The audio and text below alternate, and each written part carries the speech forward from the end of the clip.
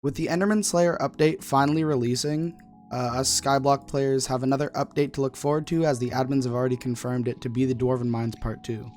Just like the Enderman Slayer, a lot of players are going to try to prep for the update to come, but in my opinion, I think that some players are prepping wrong. In this video, I'm going to be telling you guys 4 things that you guys should do to get a head start on the update and to be ahead of the curve. There are many things that you guys can do, no matter which stage in the game you are, mid-game, end-game, late-game, even early game. And I would suggest to stay and watch the entire video just to get a head start on what other people are going to start doing. Before we get into the video, please make sure to go down there and comment, like, and subscribe so we can beat the rat on the screen above my head. You know, he steals content, he's yoinking video ideas. He even thought that Logan Paul was going to beat Floyd Mayweather in the fight. I haven't seen the results, but I'm hoping that Mayweather comes out on top. Thank you guys, and let's get right into the video.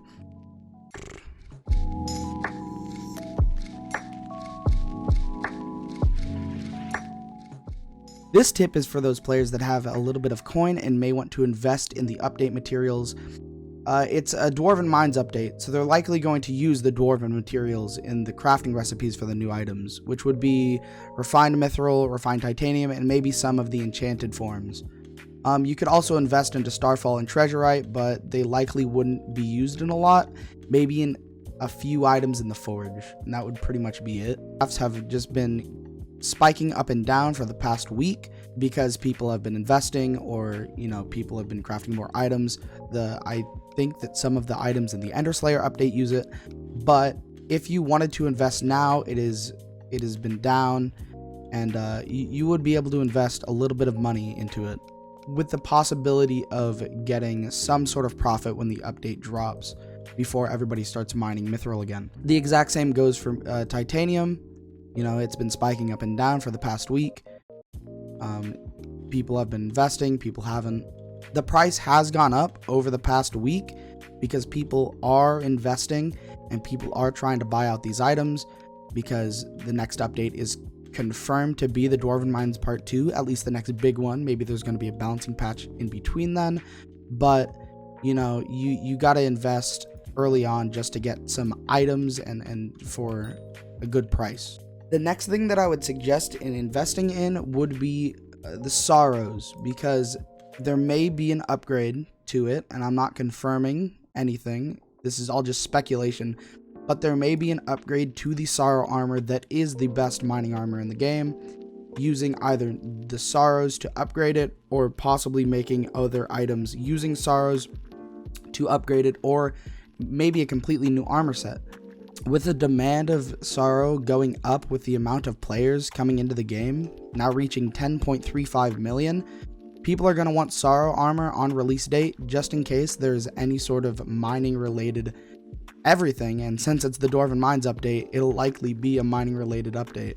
Not to mention that Sorrow has a really good magic find stat just for other uses such as Yeti fishing or spooky fishing and stuff like that.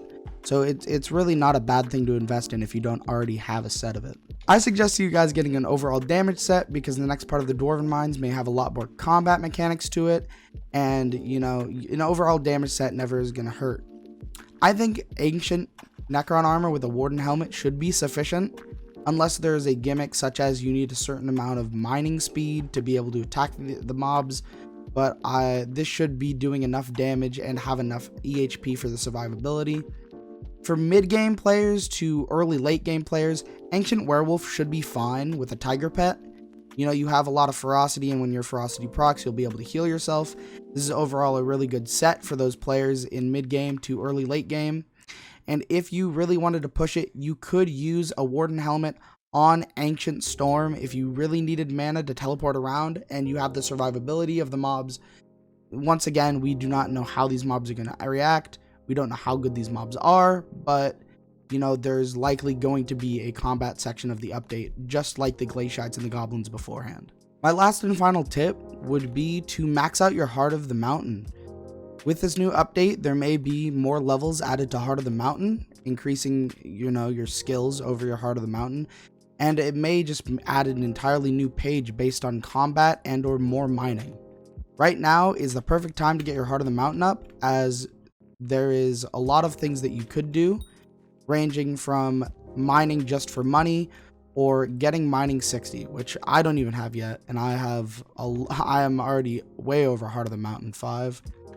But it isn't a bad thing to do because mining is always going to be at least decent for money. Right now, I believe with my Heart of the Mountain, I'm getting about 2 to 3 mil an hour, and that's not even close to maxed. If you did have a maxed Heart of the Mountain, you would be making upwards of maybe 6 to 7 million coins along with a drill. And I have a very, very bare bones setup. I barely just have a fleet refined titanium pickaxe and a set of sorrow that I currently do not have because I sold it because it was Legion 5. But that is beside the point. With Heart of the Mountain 5, that allows you to forge a lot of items. All of these items you cannot forge without Heart of the Mountain, and there may be more items added to this, such as a talisman, maybe a new drill, maybe a new sword that is just based for combat. All these things are only accessible to you if you have Heart of the Mountain 5, so that is why it would be a good idea to go out and get it prior to the update. On top of that, you would be able to stockpile mithril and titanium for the update, just in case they do sell out very, very quickly. And overall, it should have a spike in price because of the demand that is going to happen when new items do drop. The last thing I wanted to touch on would be pets. I know that the Mithril Golem had very, very high demand when the mining update first released, and we may get a new pet with it and or a upgrade to the Mithril Golem. So having a level 100 Mithril Golem or a level 100 mining pet and or a damage pet could be smart overall.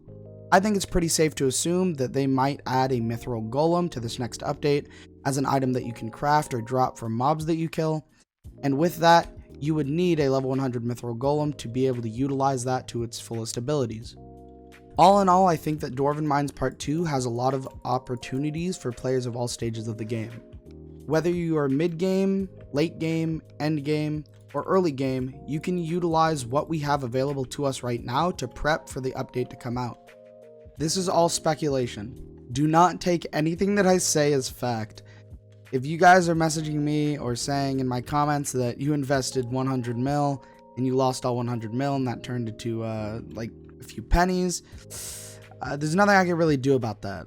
I'm just trying to give you guys some tips to where I'm able to get you guys ahead of the curve, possibly make you a little bit of money when the update releases, and to prep you just for a big update that's going to come out in the future.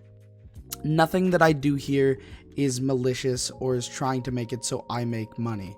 I don't have any sort of investments right now in any of the Dwarven Mines items, but I will be making investments based on what I see spike and what I think is going to be really, really useful in this update. That's pretty much it for the video, guys. Thank you guys for watching.